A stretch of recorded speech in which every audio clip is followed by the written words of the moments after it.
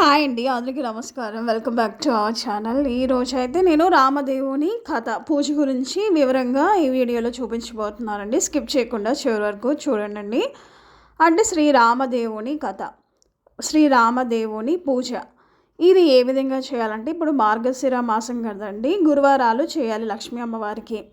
So మనం ఈ రామదేవుని కథ కూడా మనం చేయాల్సింది కూడా 5 గురువారాలు చేయాలండి. సో ఇలా రాముల వారి సీతమ్మ వారు ఉన్న ఫోటో అయితే పెట్టి 5 రవ్వ లడ్డూలు అయితే చేయాలండి స్వామివారికి, పానకం వడపప్పు. సో హాయ్ అండి, ఇప్పుడైతే వీడియోలోకి వెళ్ళిపోదాం. పీఠం ఎలా పెట్టాలి, ప్రసాదాలు ఏం పెట్టాలి అనేది సింపుల్గా చేసుకోవచ్చండి. ఈ పూజ చాలామందికి తెలియదు. ఈ పూజ వల్ల ఎవరికైనా ఉపయోగం ఉంటుంది అనే ఒక ఉద్దేశంతో నేను ఈ వీడియో అయితే చేశాను. సో ఖచ్చితంగా ప్రతి ఒక్కరు ఈ పూజ చేసుకొని మీకు కావాల్సిన కోరికలు అయితే నెరవేర్చుకోండి. చాలా మొండి సమస్యలతో, ఇది కలియుగం కాబట్టి కొన్ని సమస్యలకు పరిష్కారం దొరకదండి. అలాంటప్పుడు మనం భగవంతుడిని పట్టుకోవాలి. భగవంతుడు తప్ప ఇంకెవ్వరు మన బాధలను అయితే తీర్చలేరు, మన కష్టాన్ని గట్టెక్కించలేరు. సో రామదేవుడి పూజ చాలా పవర్ఫుల్ అండి. సో మనకి ఏ కోరిక కావాలన్నా కూడా ఖచ్చితంగా నెరవేరుతుంది. మెయిన్గా అప్పుల బాధ నుంచి బయటపడవచ్చు. అదేవిధంగా భార్యాభర్తల మధ్య అన్యోన్యత పెరగాలన్నా, పిల్లల కోసం అన్నా, సో ఉద్యోగం కోసమైనా రామదేవుని పూజ చేయండి. ఖచ్చితమైన ఫలితం అయితే మీరు పొందుతారు. సో శ్రీమాత్రే నమః. ఈ వీడియో లైక్ చేయండి, మా ఛానల్ అంటే ఇప్పుడు వరలక్ష్మి వ్రతం నాడు మనం ఎలా చేసుకుంటామో అలానే ఇలా పీఠం పెట్టేసేసి, మన దగ్గర ఏదైనా క్లాత్ ఉంటే ఎరుపుది కానీ తెలుపుది కానీ క్లాత్ పెట్టేసేసండి, దీపాలు వెలిగించేసి, ఇంకా స్వామివారి కథ ఉంటుందండి, రామదేవుని కథ అని. ఆ బుక్ మనకి స్టోర్లో దొరుకుతుంది. అది తీసుకొని మనం ఆ స్టోరీస్ చదవాలి. చిన్న బుక్కేనండి, పెద్దదేం కాదు.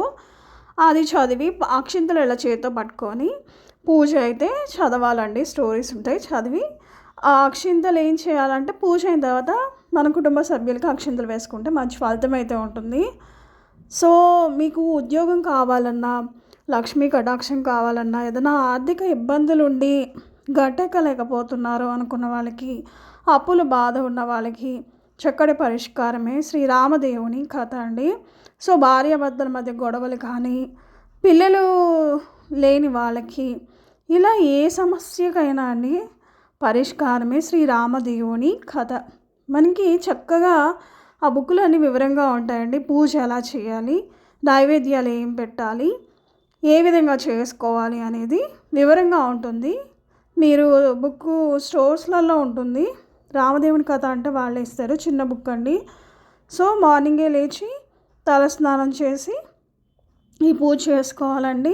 పూజ అయిన తర్వాత ఇక భోజనం చేయాలి. మార్నింగ్ టైం పాలు కానీ పండ్లు కానీ తీసుకోవాలి పూజ చేయకముందు, అంటే పూజ చేసేంతవరకు. పూజ అయిన తర్వాత ప్రసాదం తీసుకొని ఇంకా భోజనం చేసుకోవడమే. ఇంకా ఈవినింగ్ మాత్రం మనం టిఫిన్ ఏదన్నా చేయాలండి. అంతే అండి. 5 గురువారాలు కానీ 5 ఆదివారాలు కానీ చేయాలి. చేస్తే మాత్రం మంచి ఫలితం ఉంటుంది. ఎవరికన్నా ఇల్లు కట్టుకోవాలనుకున్న వాళ్ళకి కూడా ఈ పూజ బ్రహ్మాండంగా ఉంటుంది. సో ఈ వీడియో నచ్చితే లైక్ చేయండి, మా ఛానల్ సబ్స్క్రైబ్.